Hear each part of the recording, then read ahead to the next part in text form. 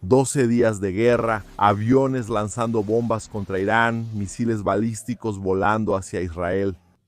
Pero esos 12 días en realidad fueron el clímax de mucho más, cuando las alianzas fueron puestas a prueba. Ciertos fracasos y victorias en esa guerra fueron resultado de una disputa mucho más amplia en el ajedrez de fuego entre Israel e Irán.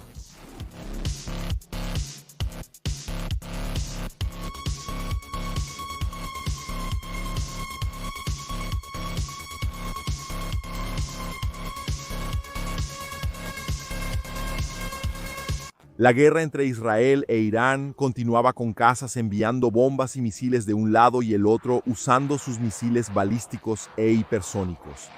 Edificios explotaron en Israel. La mayoría de ellos eran objetivos civiles alcanzados por armas de alta tecnología de Irán. Estaba claro que las fuerzas de Teherán tenían tecnología suficiente para atravesar las defensas aéreas como la cúpula de hierro. Y esa no era una simple batalla contra los cohetes y drones lanzados por fuerzas como Hamas y Hezbollah. Esos dos grupos, por cierto, eran una incógnita en ese momento. Ambos continuaron activos, pero junto con Quds formaban parte del eje de la resistencia, el grupo de fuerzas tuteladas por Irán con dinero, armas y tecnología.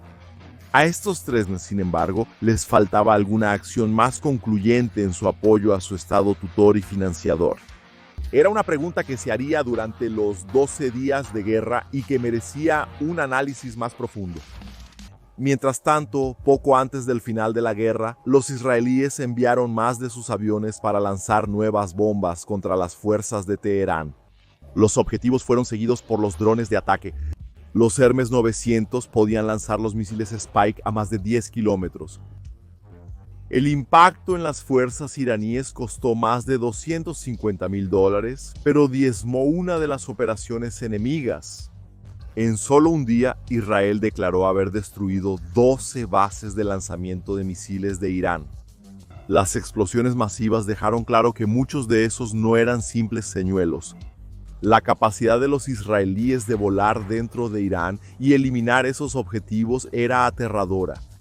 Aparentemente, también había fuerzas especiales de Tel Aviv todavía dentro del país, llevando a cabo parte de esos ataques en tierra o simplemente identificando la ubicación de algunos. Las fuerzas de defensa de Israel,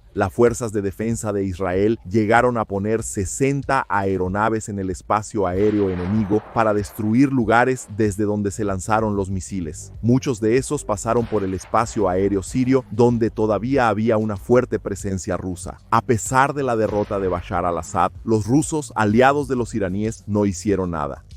Hubo rumores de que sus satélites y otros equipos pasaron inteligencia a los iraníes, pero aún así las explosiones de equipos de Teherán continuaron. Las defensas aéreas iraníes tuvieron que esforzarse para contener tantas amenazas, muchas veces fallando terriblemente en defender sus activos.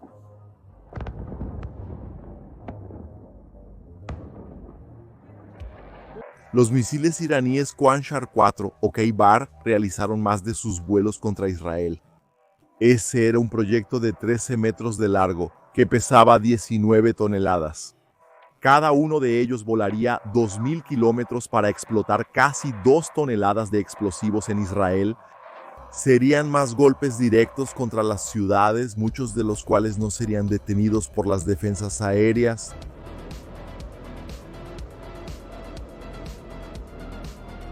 Tel Aviv sufrió con los ataques iraníes. Cada vez surgieron más dudas sobre la capacidad israelí de resistir a tantos misiles. Las andanadas de proyectiles variados, incluyendo enjambres de drones, se dirigieron sucesivamente hacia Israel. El misil hipersónico Sedir, que pesa 22 toneladas y puede alcanzar el objetivo con una precisión de 50 metros, cruzó los cielos de Irán rumbo a Israel. Al final fue interceptado, causando solo daños menores en un auto. Pero otros proyectiles cayeron nuevamente en Haifa, en el norte de Israel. Los libaneses observaron, tratando de imaginar si Hezbollah intentaría algo como hace poco más de un año, cuando provocó el desplazamiento de miles de israelíes con sus ataques. Sin embargo, los misiles libaneses se ausentaron de la guerra. No era fácil detener tantas armas especializadas en perforar defensas, estudiadas por los científicos de Teherán por ambos lados. Ambos lados se habían estudiado y se habían preparado para golpearse. En ese intervalo, los bombarderos estadounidenses ya habían volado bajo las órdenes de Trump y se acercaban a lo que sería el legendario ataque a las bases nucleares iraníes. La presión de los israelíes para que los estadounidenses usaran sus bombas destructoras de búnkeres aumentaba cada día. Mientras tanto, los lanzadores de misiles de Teherán seguían siendo cazados. La verdadera capacidad de Irán para tener equipos y personal preparados para esos lanzamientos era desconocida. Pero la cantidad de ellos destruidos mostró que Israel estaba atacando los objetivos correctos, ya que los iraníes no tenían otra arma para lanzar contra sus enemigos. Aviones de la Fuerza Aérea de Teherán eran exterminados en tierra. Los jets israelíes volaron libremente sobre Tabriz, en el norte del país enemigo. Probablemente después de pasar por Irak, donde las milicias que apoyan a Irán no pudieron hacer nada o simplemente optaron por no hacer nada, al menos no a un nivel que importara en esta guerra. Su acción fue presenciar más escenas de destrucción de equipos. Los objetivos militares dentro de Irán sufrieron cada vez más. Las columnas de humo que se levantaban eran la prueba de que las bombas caían con frecuencia. Las explosiones en Yazd, en el centro-este de Irán, a casi 2.000 kilómetros dentro del territorio enemigo, mostraron la capacidad de Tel Aviv de entrar en uno de esos que debería ser un espacio aéreo extremadamente bien defendido, dado el clima de tensión y guerra en Medio Oriente. Boucher, cerca del Golfo Pérsico y donde había una instalación de energía nuclear, también ardió bajo ataque. Las bombas estadounidenses cayeron en Fordow con los aviones B-2 Spirit volando libremente por Irán y luego partiendo sin ninguna señal de interferencia de las defensas aéreas. Incluso con resultados cuestionables, más tarde aterrizarían en columnas en su tierra natal. Las conversaciones sobre el alto al fuego aumentaron con amenazas del gobierno de Trump sobre nuevos bombardeos. El presidente estadounidense también intensificó los esfuerzos diplomáticos. Él habló con Vladimir Putin y ambos estuvieron de acuerdo en que, a pesar de las diferencias sobre los orígenes del conflicto, la guerra entre Israel e Irán tenía que llegar a su fin. El diálogo incluyó señales probables para la reanudación de las negociaciones nucleares en un momento futuro. Israel todavía tenía objetivos importantes como una base de la Guardia Revolucionaria iraní en Yazid. Otras bases fueron atacadas en diferentes regiones, con rumores de muchos militares muertos. Imágenes aéreas mostraron la destrucción de uno de esos lugares, lo que indica que tal vez realmente hubo bajas. Las defensas aéreas iraníes lograron detener algunos drones enemigos. La caída de estos impresionó, pero los jets israelíes seguían siendo objetivos que eludían las capacidades militares. La cantidad de misiles lanzados contra Israel disminuyó un poco, tal vez debido a las negociaciones de alto el fuego. Por primera vez se mostró una de las imágenes de las cámaras de los misiles balísticos. Abbas Araghchi, ministro de Relaciones Exteriores de Irán, viajó a Rusia para conversar con Putin. Recibió gran apoyo con palabras como «Intentamos ayudar al pueblo iraní. Por favor, transmita mis mejores deseos al presidente y al líder supremo de Irán». El ataque para represaliar los bombardeos de los estadounidenses se realizó poco después de que las bombas cayeran en territorio iraní. El objetivo fue la base de Al-Qudain, en Qatar, que alberga a cerca de 10.000 militares y funciona como cuartel general de operaciones de la región desde 1996. Irán utilizó misiles balísticos de corto y mediano alcance, lo que afirmó que fue un ataque poderoso y devastador contra sus agresores. Las luces brillaron en el cielo de Qatar, elevándose desde sistemas de interceptación como el Patriot estadounidense. Los destellos bonitos en el cielo y las celebraciones en tierra hacían olvidar la violencia de las colisiones en el aire. Irán afirmó que 6 misiles dieron en el blanco. Qatar y Estados Unidos informaron un total de 14 a 19 misiles lanzados, de los cuales 13 fueron interceptados y uno impactó fuera de la base sin causar daños. Más tarde se supo que lo único devastador fue la decepción de quienes esperaban algo más.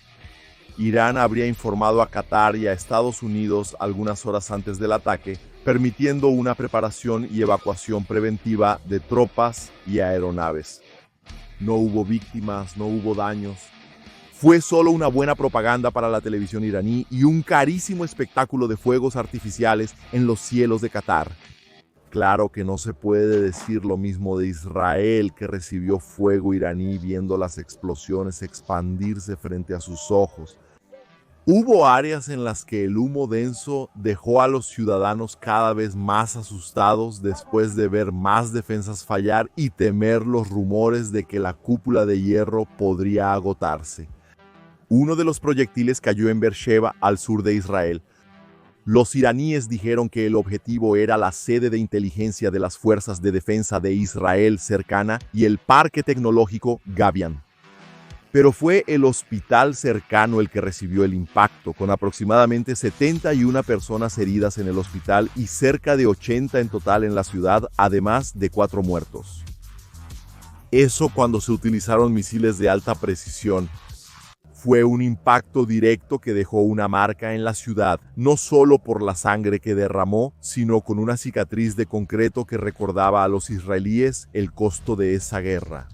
Tal vez los daños de los ataques en el sur podrían haber sido mayores si Hamás todavía estuviera disparando tantos proyectiles contra los israelíes como lo hizo 2 años antes. La guerra parecía estar cerca de su fin, pero los aviones volaban para un lado y los misiles balísticos para el otro. Los iraníes sufrieron un golpe que hizo sangrar a las fuerzas Basij, un grupo paramilitar que formaba uno de los 5 brazos de la Guardia Revolucionaria de Irán. El ataque enterró a otro comandante iraní.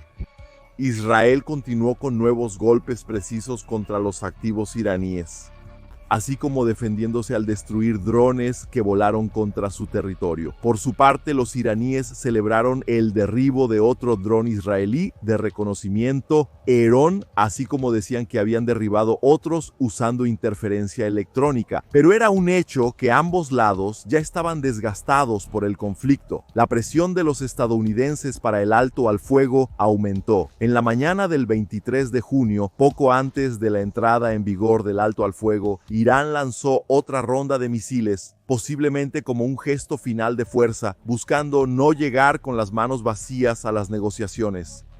En total, 15 misiles fueron disparados en secuencia contra objetivos en Israel.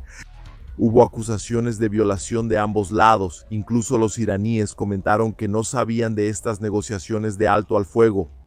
Pero al final, después de 12 días, la guerra terminó.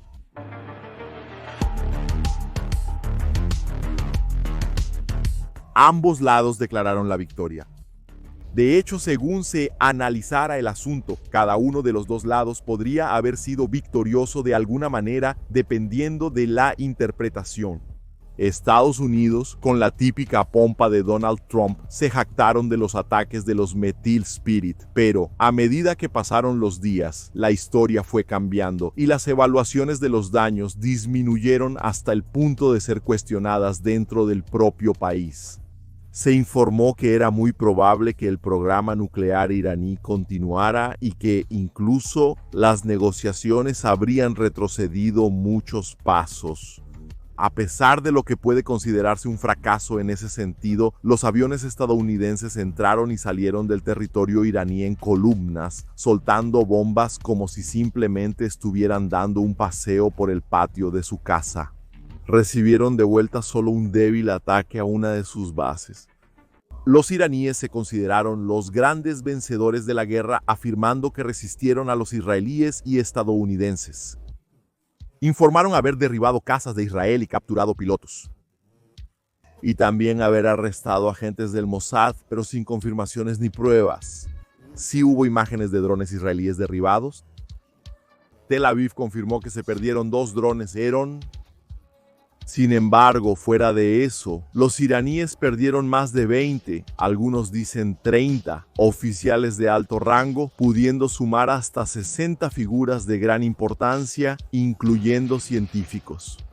Algunas mentes más débiles llegaron a comentar que eso es normal en una guerra y que ya fueron reemplazados. Pero hay que cuestionar el nivel de alcohol en la sangre de quien afirma que es normal perder a tantos en 12 días de guerra en una operación dentro de su propio territorio, lo que generaría 12 días de pérdida casi total de superioridad en su espacio aéreo. El Ministerio del Interior de Irán informó oficialmente que hubo cerca de 610 muertos y 4.700 heridos en territorio iraní debido a los bombardeos israelíes. Lamentablemente, ese número incluye civiles y niños. Israel se consideró victorioso por ser un país 70 veces más pequeño que Irán y aún así haber creado una operación secreta tan exitosa que le permitió casi dominar el espacio aéreo enemigo y además resistir tantos ataques.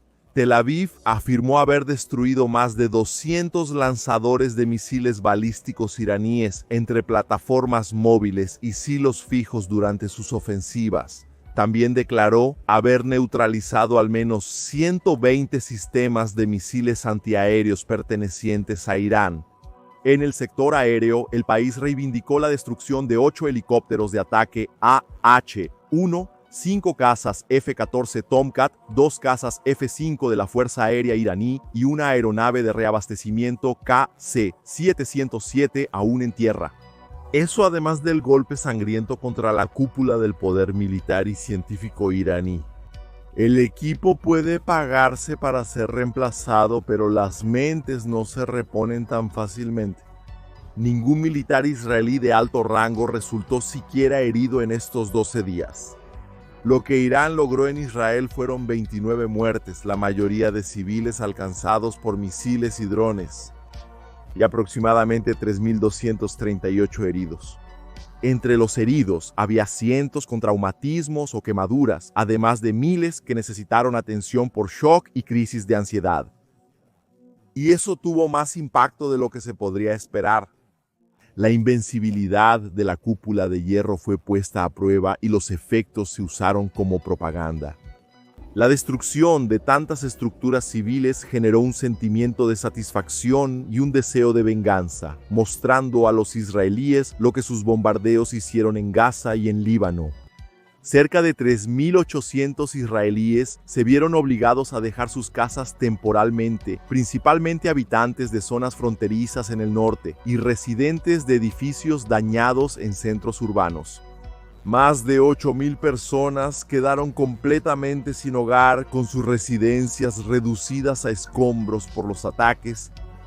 Los israelíes dijeron que entre el 80 y el 90% de los más de 1.500 misiles y drones fueron interceptados, con 31 impactos en zonas pobladas, la mayoría residenciales.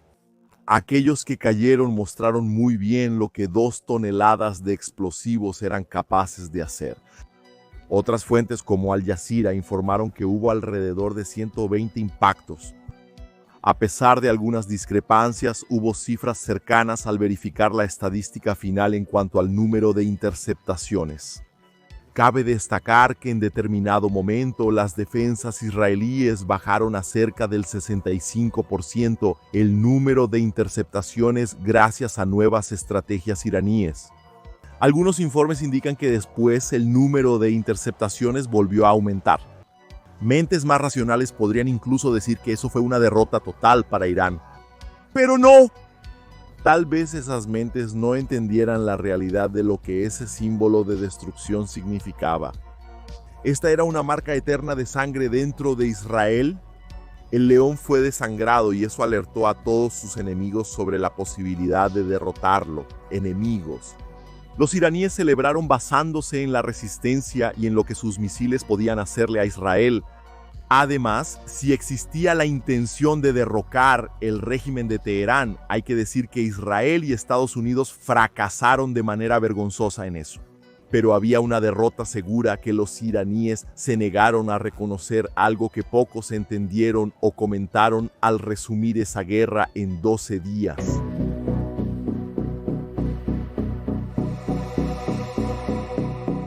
Hamas es una organización política y militar palestina de orientación sunita islámica que gobierna la Franja de Gaza y también tiene presencia en Cisjordania.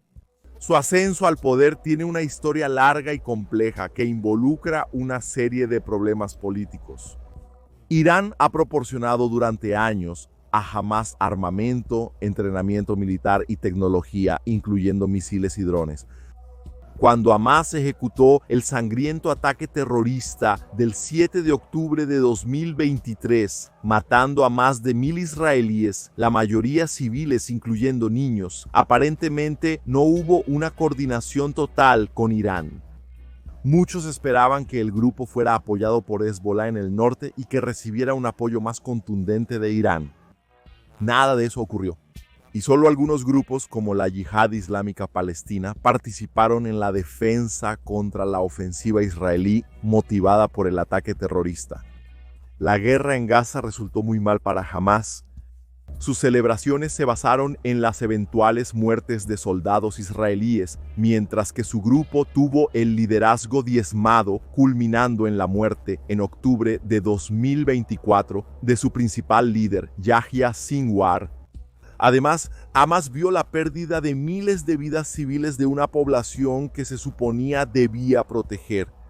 Los bombardeos de Israel generaron conmoción internacional y aislamiento diplomático del país, pero no afectaron el destino de Hamas.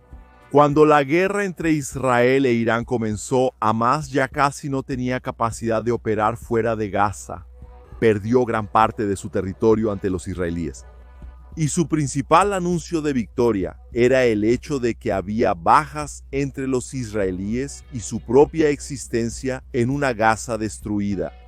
Algunos incluso señalaron que Hamas intensificó sus ataques durante la Guerra de los 12 días. Pero la noticia más importante de esa época es sobre una emboscada en la que murieron 7 soldados israelíes. Ni siquiera las noticias sobre sus ataques con cohetes, que llegaron a ocurrir en gran cantidad al inicio del conflicto entre Hamas e Israel, fueron destacadas. Algo que podría haber ayudado a saturar aún más las defensas israelíes. Lo que Hamas hizo de manera más eficiente fue lanzar grandes mensajes de repudio en Internet.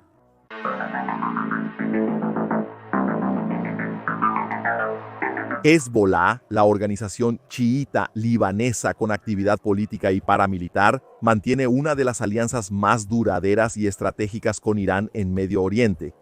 Esa relación, moldeada por lazos ideológicos, militares y religiosos, es mucho más profunda e integrada que el vínculo entre Teherán y Hamas, que es más pragmático y circunstancial. Mientras Hamas enfrentaba aislamiento y una intensa presión militar en Gaza, Hezbollah se limitó a acciones puntuales en el norte de Israel, sin causar un impacto suficiente para desviar la atención de las fuerzas de defensa de Israel del territorio palestino. Aún así, Hezbollah realizó ataques esporádicos en reacción a la ofensiva israelí en Gaza, alegando que mantendría su campaña hasta que cesaran los bombardeos. La escalada obligó a cerca de 96,000 personas a abandonar sus hogares en Israel y provocó el desplazamiento de aproximadamente 1 millón de libaneses. A pesar del aumento de las tensiones, el grupo no amplió significativamente su participación militar directa en el conflicto. La respuesta israelí fue paciente pero devastadora. A partir de septiembre de 2024, comenzaron ataques de precisión que neutralizaron a combatientes de Hezbollah, con una legendaria operación de buscapersonas explosivos, seguida de bombardeos continuos que eliminaron a varios de sus comandantes. Eventualmente, los ataques alcanzaron al propio Hassan Nasrallah, líder del grupo. La ofensiva dejó un rastro de destrucción, cerca de 4,000 muertos en Líbano, incluyendo civiles y combatientes, aldeas del sur del país arrasadas y barrios chiitas en Beirut gravemente afectados. Con la imposición de un alto el fuego, Hezbollah se encontraba debilitado y Líbano devastado. La reacción libanesa a la ofensiva iraní cuando Teherán lanzó misiles contra Israel se resumió en manifestaciones de apoyo y celebración sin que hubiera una intención real de acciones militares por parte de Hezbollah. La principal contribución del grupo fue mantener la amenaza constante en la frontera norte de Israel, obligando al país a mantener grandes contingentes militares en la región, lo que impuso una presión logística y estratégica continua hasta Leópolis. Fuera de eso, en ningún momento aprovecharon la oportunidad de saturar el norte del país enemigo con sus disparos, algo que hacían desde hace tantos años.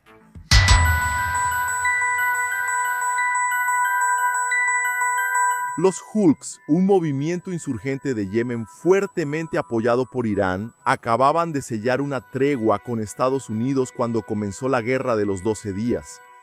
Esa alianza contra Irán es de larga data. Irán ha sido su principal patrocinador, proporcionando armamento avanzado como misiles balísticos y drones de largo alcance, además de entrenamiento técnico y militar. En junio de 2025, el principal movimiento de los Houthis fue un cambio estratégico. Abandonaron momentáneamente el alto el fuego para asumir una postura ofensiva. Israel permanecía bajo amenaza, lista para ser atacada en caso de que el conflicto se intensificara. Sin embargo, la participación activa del grupo fue breve. El día 13, justo al inicio del conflicto, los Houthis lanzaron un misil que, trágicamente, terminó impactando una aldea palestina. Tras ese grave error, no hubo más ofensivas del grupo. La acción inicial fue seguida por silencio militar, marcando su actuación como limitada e ineficaz durante el resto del enfrentamiento.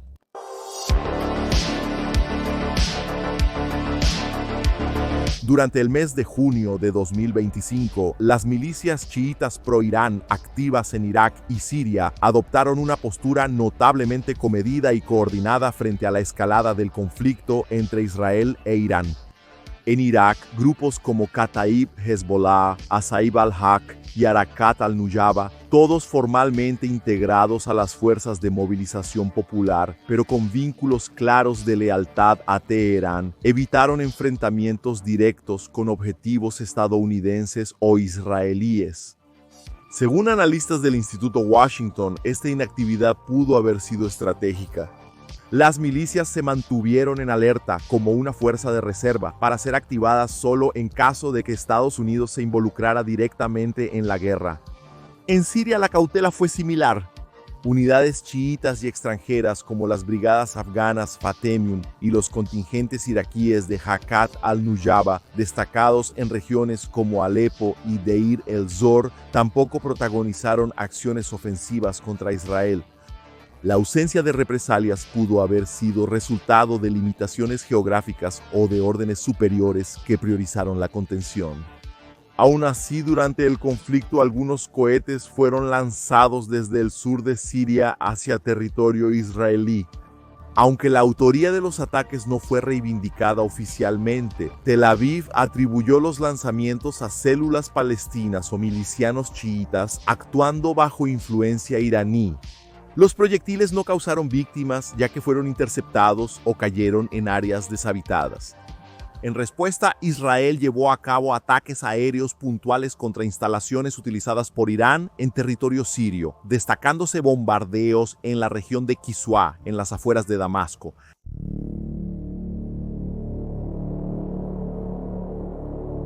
En junio de 2025, las relaciones de Irán con Rusia y China se revelaron como una alianza estratégica consolidada, resultado de años de creciente cooperación en áreas diplomáticas, económicas y militares.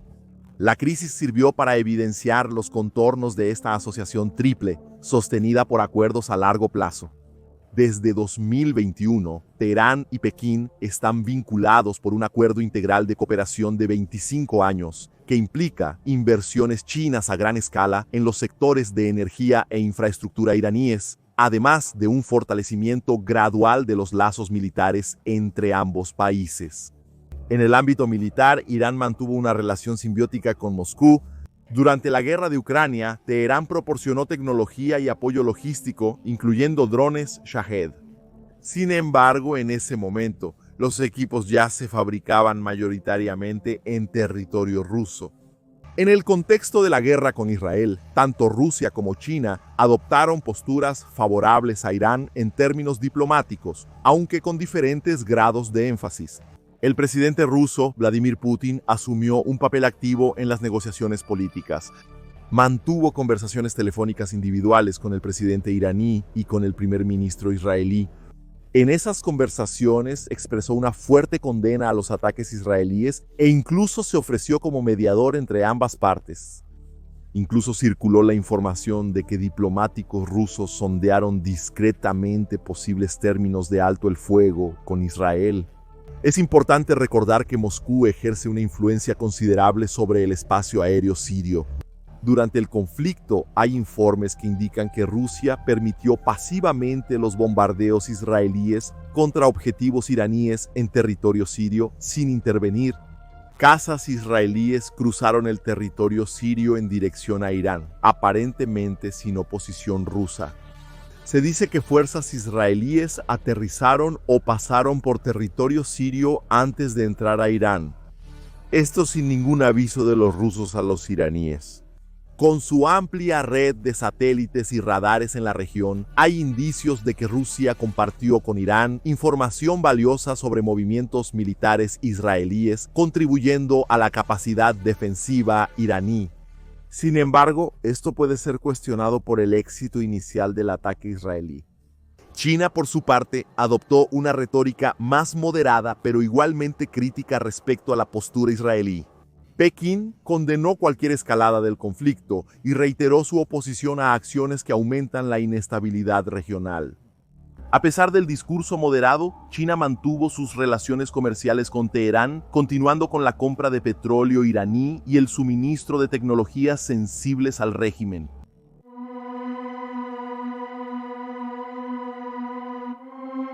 Es necesario entender que nada en la geopolítica es permanente, mucho menos la palabra de las grandes potencias respecto a sus aliados menores. El hecho de que Rusia y China no hayan brindado ayuda militar directa a Irán no significa que no lo hagan en el futuro, ni que su apoyo diplomático no haya sido importante. Pero es un hecho que ambos han visto a sus aliados iraníes ser desmantelados en los últimos años. Hicieron poco. La guerra de los 12 días fue simplemente el clímax de 3 años de campaña. Hamás y Hezbollah se convirtieron en sombras del poder que alguna vez fueron, cuando acumularon suficiente fuerza para amenazar a los israelíes. Los rusos observaron desde sus aviones cómo el poder sirio se derrumbó en pocos días. Al final, por más que Irán hable de resistencia y proclame victoria, sus pérdidas no se limitan solo a 12 días, sino a todo lo que invirtió durante años. Todas las tropas que entrenó, el equipo que contrabandeó y los líderes que formó, todo para ser sepultado por bombardeos israelíes, es una cuestión estratégica. Al final de los 12 días, los israelíes no solo habían matado a decenas de militares y científicos de alta importancia de Irán y destruido tantos equipos, además de desmoralizar a la inteligencia iraní. En esos 12 días, Tel Aviv mostró que al bombardear Irán, el núcleo de la resistencia, nadie fue capaz de reaccionar. Hamás, Hezbollah, hutíes, iraquíes, sirios, todos se quedaron quietos ante el bombardeo masivo del líder del eje de la resistencia. Y cuando los israelíes llamaron, los estadounidenses vinieron. Los rusos ni siquiera llegaron a amenazar a los aviones de Israel en Siria. De ahí puedes entender el grado de estupidez de quien dice que Irán simplemente ganó. Pero dije que también había otro imbécil. El que negó la intensidad de las imágenes de ciudades israelíes ardiendo y edificios destruidos. No se puede negar el impacto de eso. Es un símbolo, y los símbolos de propaganda pueden volverse inmortales, incendiando con valentía los corazones temerosos. Por supuesto, si Houthi, Hamás y Hezbollah hubieran hecho sus lanzamientos de misiles y cohetes como tantas otras veces, los daños podrían haber sido mayores. Ese era el momento más frágil de Israel en décadas. Sí, podría haber habido más, pero lo que ocurrió fue suficiente para generar parte de lo que los iraníes necesitaban. Por último, necesito hablar de otro tipo de imbécil. Uno que puede estar de ambos lados. Cuando los israelíes bombardearon Gaza matando civiles, hubo quienes dijeron que castigar a un pueblo colectivamente por los errores de sus líderes era un crimen. Tenían razón, porque los civiles muertos por lo que hicieron los terroristas de Hamás no era justificable. Pero esas mismas personas celebraron haciendo bromas sobre fuegos artificiales en Israel y aplaudiendo los objetivos civiles alcanzados por los misiles balísticos de Irán, sin importarles las personas de diferentes edades que murieron o quedaron mutiladas. Los objetivos iraníes fueron claramente contra civiles. Ellos tienen misiles de alta precisión. Las áreas militares y los uniformes militares israelíes siempre estaban ahí. Aún así, misiles de última generación se aseguraron de atacar a civiles intencionalmente. Y no murieron tanto solo gracias a una fuerza aérea efectiva de un país que protegió a su población. Obviamente este tipo de imbécil está en ambos lados, ya que hay quienes piensan que todo palestino merece el castigo de un terrorista de Hamás. Los dos primeros tipos de imbéciles que mencioné pueden incluso ser convencidos con números o con los efectos posteriores de los acontecimientos. Pero este último es más complicado. Este último solo puede ser convencido si aprende a ser humano y a tener empatía. Y esas son características que muchas veces pueden estar simplemente ausentes, ya que fueron asesinadas por algo llamado ideología.